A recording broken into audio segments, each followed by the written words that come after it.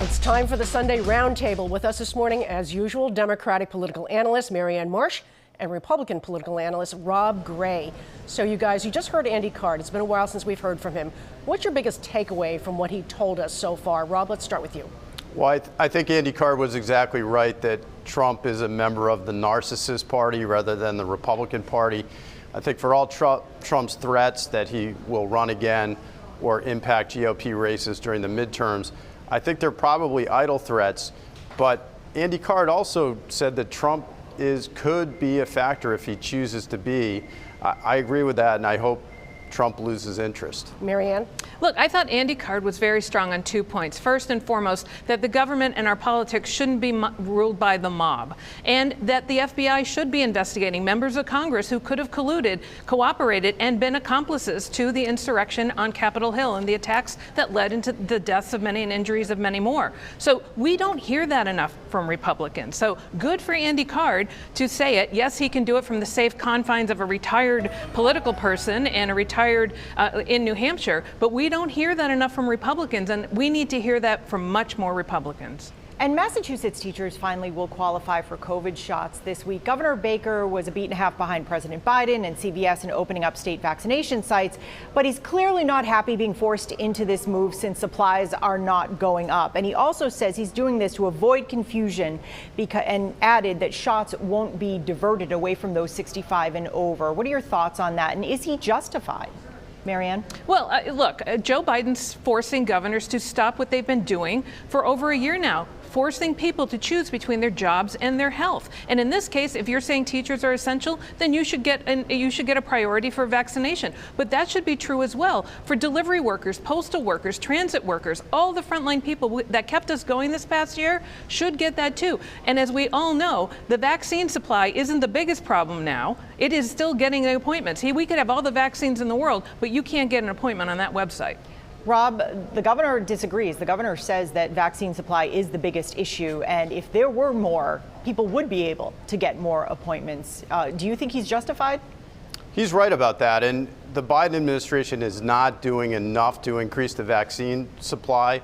For all we say about the Trump administration messing up the pandemic, they did get 2 vaccines approved, and they pre-bought a production line, which is sustained us for the first 6 to 8 weeks here. But Biden has to do more. Charlie Baker can do more if he has a bigger supply. I don't agree with this. I think we should be age-based like they are in Connecticut and Maine, and I think that would simplify things. There'll just be another interest group looking to get vaccinated first after the teachers. Yeah, but the website still doesn't work, and that has nothing to do with supply. It just doesn't work, and we should all admit that, and it should get fixed. I can't believe we're still talking about it. Meanwhile, at 3 state police facilities giving vaccinations to only state responders, they, quote, invited 300 unnamed people to get shots reportedly left over. This despite the governor's public statement many times that only people with appointments should get them anywhere. Does this pass the smell test, Rob? If connected people got vaccines through this route, there will be hell to pay. I'm not sure if we're going to find that out. There certainly have been plenty of scandals with the state police that make you question whether this was above board, but we just don't know. I think there may be more to come. Smell test, Marianne? Well, on the week we find out that we avoided the Departments of Public Health, who had spent the last 20 years preparing for this moment to give shots and invested millions of dollars, and that 2 companies to set these sites up never existed before this year and is run by a 25-year-old. Yet somehow the state police department finds 300 people, and they just happen to know they have 300 supplies, and they invite these people to come in. Oh, by the way, you can come back for your second shot in X number of weeks because we're going to have 300 then too. Of course it doesn't pass the smell test. And by the way, if they're state responders, then they're public entities, they're public figures. They have to release those names. And I fear when they do, we'll find out that there are connections there. They're not just random people who called constituent services and said, hey, I can't get a shot, can you help me out here? Speaking of the state police, the Boston Globe now reporting that Governor Baker's latest reformer, Colonel Christopher Mason, is being accused of giving questions to his closest staffers ahead of the promotional exam. Can this agency ever be rid of scandal, Rob? Well, I think it depends on the media. I think if the media stays on this, that there will likely be more reforms. Clearly, the reforms that were put in place are not enough. This agency may well be headed towards civilian control. That may be the only answer ultimately. The string of scandal after scandal indicates to me that that may be where we end up.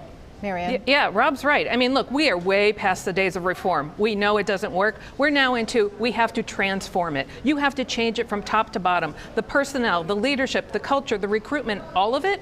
And if that doesn't happen, civilian reform, civilian takeover should happen, because given this past year, people are looking for better performance from law enforcement. We want it, we deserve it, everyone should insist upon it. The roundtable continues right after this break. Stay with us.